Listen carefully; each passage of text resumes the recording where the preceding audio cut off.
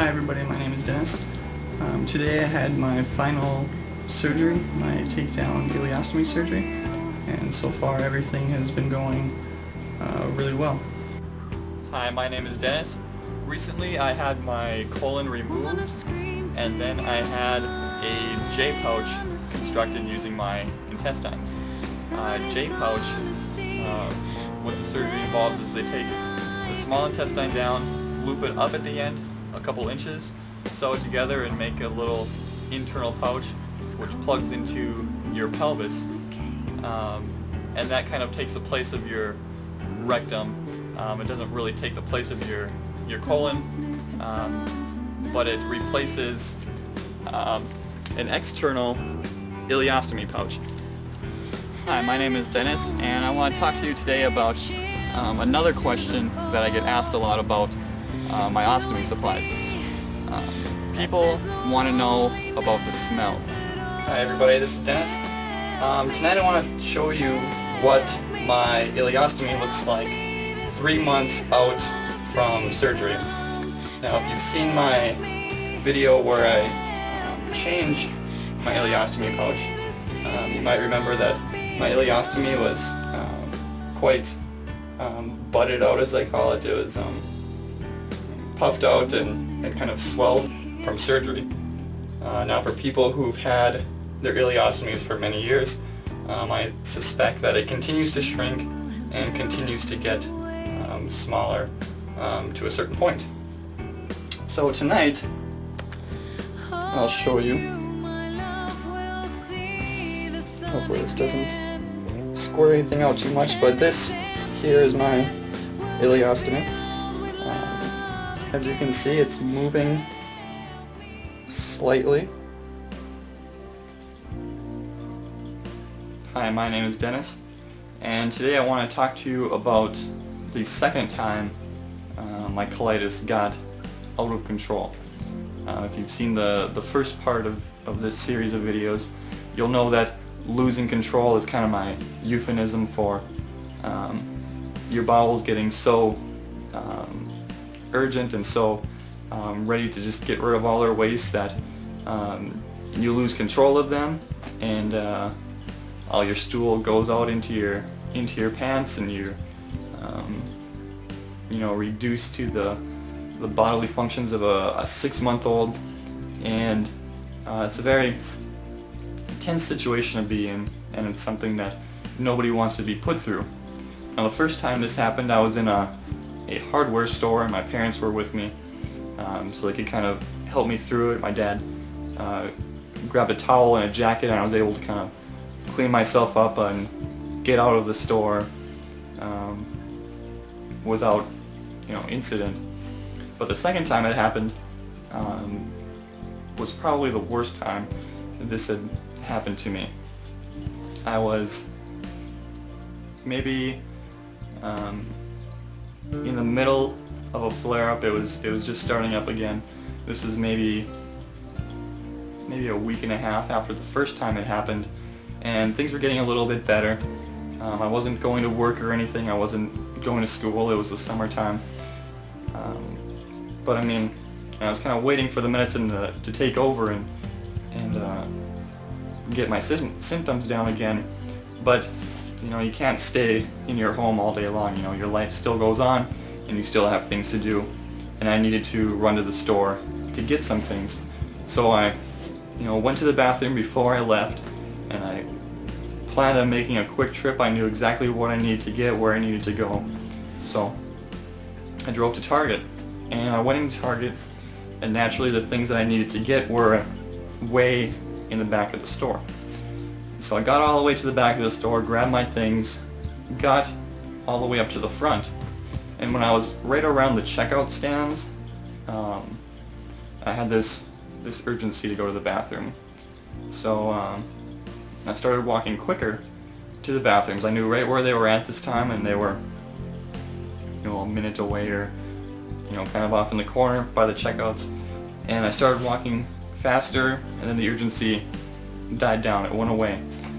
And so I was kind of relieved at this point, and I kind of walked a little bit slower, set all my my stuff that I planned on buying, just set it aside because just in case something happened, and right away the urgency came right up again.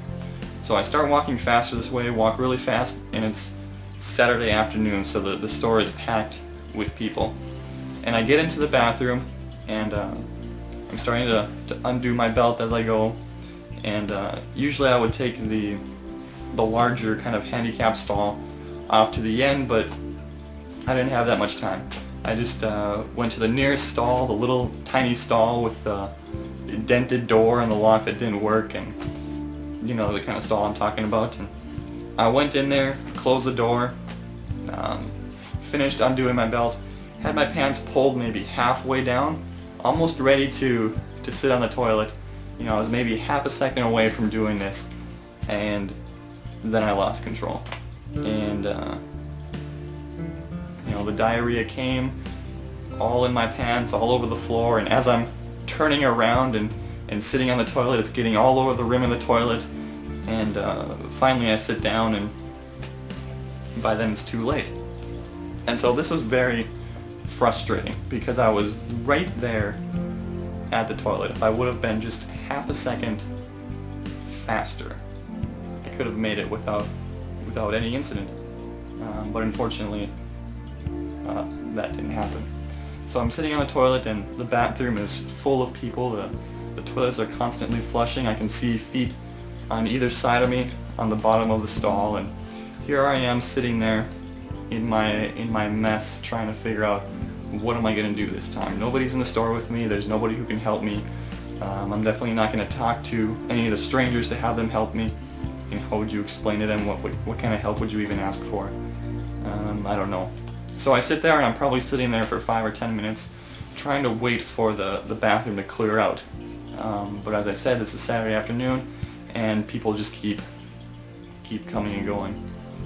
So I, you know, take a bunch of that thin onion skin toilet paper, wipe up the bowl, throw it away, flush it, do this again, flush it, do it again, flush it, try to make big wads of it and kind of put it in my pants to kind of ball up the loose stool, try to soak it up, throw it away, flush it, keep doing this, you know, lots and lots of times.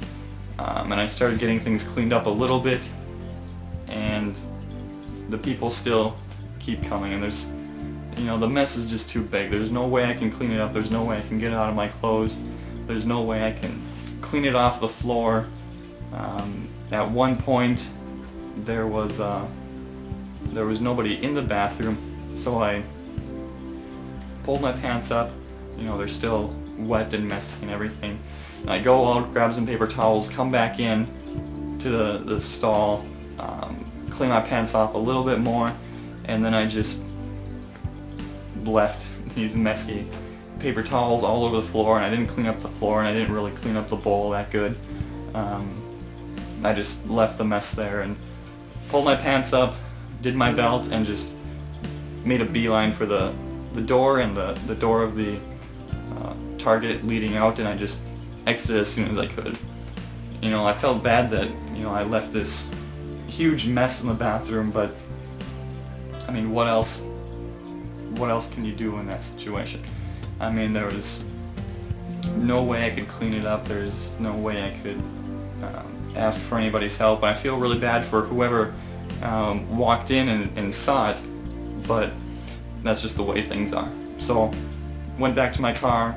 I had a towel in the back because of what had happened the first time, so I laid that down on the seat, and then you know, sat down and drove home and got into the shower and washed everything off, threw my pants in the shower too, and got those all cleaned up, and that was the end of that.